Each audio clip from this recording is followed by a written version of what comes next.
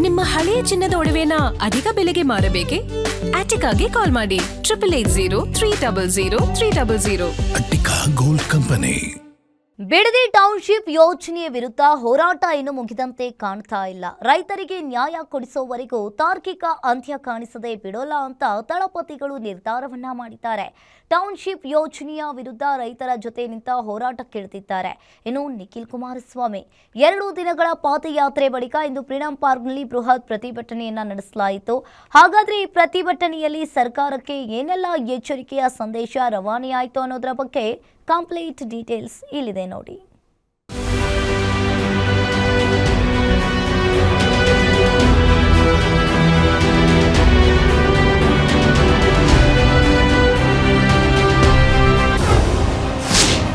ರಾಜ್ಯ ಸರ್ಕಾರದ ವಿರುದ್ಧ ದಳಪತಿಗಳ ಅಬ್ಬರ. ಫ್ರೀಡಂ ಪಾರ್ಕ್ನಲ್ಲಿ ರೈತರ ಹೋರಾಟಕ್ಕೆ ಹಸಿರು ಬೆಂಬಲ. ಮುಖ್ಯಮಂತ್ರಿ ಡಿಕೆಶಿಗೆ ಎಚ್ಡಿ ಕುಮಾರಸ್ವಾಮಿ ಓಪನ್ ಸವಾಲ್. ಇಂದು ಫ್ರೀಡಂ ಪಾರ್ಕ್ ಸಂಪೂರ್ಣ ಹಸಿರುಮಯವಾಗಿತ್ತು. ಈಗಾಗಲೇ ಬಿಡದಿ ಟೌನ್ಶಿಪ್ ವಿಚಾರದಲ್ಲಿ ಅಖಾಡಕ್ಕಿಳಿದಿರೋ ದಳಪತಿಗಳು ರೈತರಿಗೆ ನ್ಯಾಯ ಕೊಡಿಸಲೇಬೇಕು ಅಂತ ಪಟ್ಟು ಹಿಡಿದು ಕೂತಿದ್ದಾರೆ. ಈಗಾಗಲೇ ಯೋಜನೆಗೆ ಒಳಪಡುವ ಹಳ್ಳಿಗಳಲ್ಲಿ ನಿಖಿಲ್ ಕುಮಾರಸ್ವಾಮಿ ಎಲ್ಲ ಮಾಹಿತಿಯನ್ನ ಪಡೆದಿದ್ದು ಬಳಿಕ ಬೈರಮಂಗಲದಿಂದ 2 ದಿನಗಳ ಪಾದಯಾತ್ರೆಯನ್ನ ಮುಗಿಸಿದ್ದಾರೆ. ಇದರ ಬೆನ್ನಲ್ಲೇ ಇಂದು ಫ್ರೀಡಂ ಪಾರ್ಕ್ನಲ್ಲಿ ಬಹಿರಂಗ ಸಭೆಗೆ ಮಾಜಿ ಪ್ರಧಾನಿ ದೇವೇಗೌಡರು ಎಂಟ್ರಿ ಆಗಿದ್ದು ಹೋರಾಟಕ್ಕೆ ಇನ್ನಷ್ಟು ಶಕ್ತಿ ಬಂದಂತಾಗಿದೆ.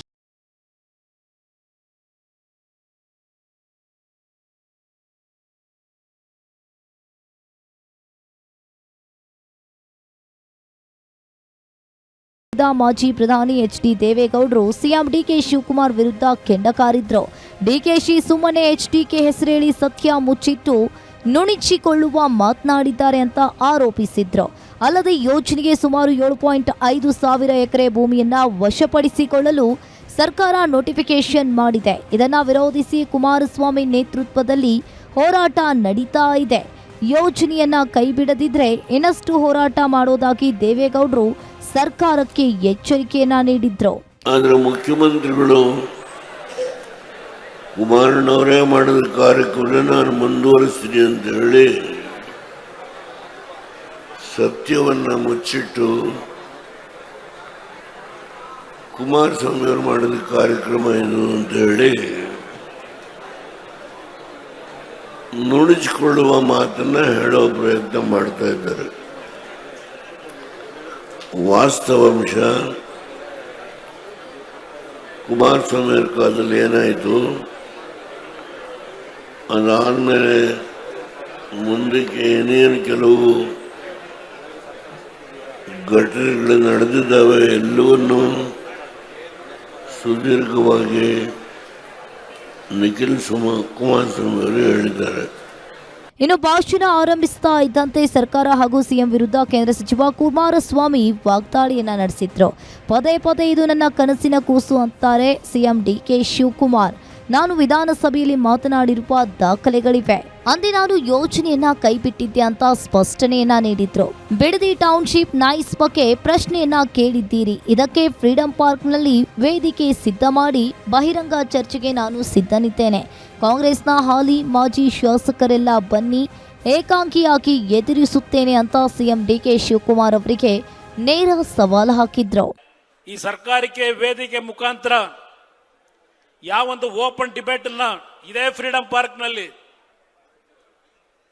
ಇವತ್ತು ಮಾತಾಡಲಿಕ್ಕೆ ಕಾಂಗ್ರೆಸ್ ನಾಯಕರು ತಯಾರಾಗಿದ್ದರೆ ಪ್ರಶ್ನೆ ನನಗೇನು ಕೇಳಿದ್ದೀರಿ, ನಾನು ವಿಧಾನಸಭೆಯ ಒಳಗೆ ಬರಲಿಕ್ಕೆ ಸಾಧ್ಯ ಇಲ್ಲ. ಇವತ್ತು ವೇದಿಕೆ ಸಿದ್ಧ ಮಾಡಿದ್ರೆ ಇಲ್ಲ ನಾನೇ ಸಿದ್ಧ ಮಾಡ್ತೀನಿ, ತಯಾರಾಗಿದ್ದರೆ ಕಾಂಗ್ರೆಸ್ನ 224 ಜನ ಇವತ್ತೇನು ಮಾಜಿ ಶಾಸಕರು ಹಾಲಿ ಶಾಸಕರಿದ್ದೀರಿ, ನೀವೆಲ್ಲ ಬಂದು ಪ್ರಶ್ನೆ ಮಾಡಿ ಏಕಾಂಗಿಯಾಗಿ ಎದುರಿಸಲಿಕ್ಕೆ ಇವತ್ತು ಸಿದ್ಧ ಇದ್ದೇನೆ. ಎದುರಿ ಓಡ್ತಕ್ಕಂಥ ಪ್ರಶ್ನೆ ಇಲ್ಲ. ಇನ್ನು ನಿಖಿಲ್ ಕುಮಾರಸ್ವಾಮಿ ಮಾತನಾಡಿ, ಈ ಹಿಂದೆ ಇದಕ್ಕೆ ಸಂಬಂಧಿಸಿದಂತೆ ಸತ್ಯ ಶೋಧನಾ ಸಮಿತಿ ಮಾಡಿದ್ದು, ಯಾರಪ್ಪ 200 ಪುಟಗಳ ವರದಿಯನ್ನ ಮಾಡಿದ್ರಲ್ಲ ಅದಕ್ಕೆ ಬೆಲೆ ಇಲ್ವಾ, ನೀವು ಸಿಎಂ ಆಗಿದ್ದೀರಾ ಅಂತ ಕುರ್ಚಿ ನೋಡಿ ಹೊಟ್ಟೆ ಕಿಚ್ಚು ಪಡಲ್ಲ. ನಾವು ನೀವು ಸಿಎಂ ಆದಾಗ ಹಾರೈಸಿದ್ದೇವೆ. ಇದು ನನ್ನ ಪಟ್ಟಾಭಿಷೇಕಕ್ಕೆ ನಡೀತಾ ಇರುವ ಹೋರಾಟವಲ್ಲ. ರೈತರಿಗಾಗಿ ಜನರಿಗಾಗಿ ಹೋರಾಟ ಅಂತ ಕಿಡಿಕಾರಿದ್ರು. ದಯಮಾಡಿ ರಾಜ್ಯ ಸರ್ಕಾರದಲ್ಲಿ ಕೂತಿರ್ತಕ್ಕಂಥ ಜನಪ್ರತಿನಿಧಿಗಳಿಗೆ ನಾನು ಒಂದು ಸವಾಲನ್ನ ಹಾಕ್ತೇನೆ. ನಿಮ್ಮ ಆತ್ಮಸಾಕ್ಷಿಗಳಿಗೆ ಅನುಗುಣವಾಗಿ ಇವತ್ತು ನೀವು ಮಾತನಾಡ್ತಾ ಇದ್ದೀರಾ. ನಿಮಗೆ ನೀವು ಪ್ರಶ್ನೆ ಮಾಡ್ಕೊಳ್ಳಿ, ಇವತ್ತು ಈ ಯೋಜನೆಯನ್ನ ನೀವು ಅಭಿವೃದ್ಧಿಯ ಹೆಸರಲ್ಲಿ ಮಾಡಲಿಕ್ಕೆ ಹೊರಟಿದ್ದೀರೋ ಅಥವಾ ರೈತರ ಎದೆ ಮೇಲೆ ಮರಣ ಶಾಸನವನ್ನ ಬರಿತಕ್ಕಂಥ ಒಂದು ಪ್ರಯತ್ನಕ್ಕೆ ಕೈ ಹಾಕಿ ಇಲ್ಲಿಂದ ಬರ್ತಕ್ಕಂಥ 33,000 ಕೋಟಿಯಷ್ಟು, ಅದರಲ್ಲಿ 15,000 ಕೋಟಿಯಷ್ಟು ಲಾಭದಾಯಕವಾದಂತ ಒಂದು ರಿಯಲ್ ಎಸ್ಟೇಟ್ ಯೋಜನೆಗೆ ನೀವು ಕೈಯನ್ನ ಹಾಕಿದ್ದೀರಾ ಅಂತಕ್ಕಂಥದ್ದನ್ನ ನಿಮ್ಮ ಆತ್ಮಸಾಕ್ಷಿಗಳಿಗೆ ಒಮ್ಮೆ ನೀವು ಪ್ರಶ್ನೆ ಮಾಡ್ಕೊಳ್ಬೇಕಾಗ್ತದೆ.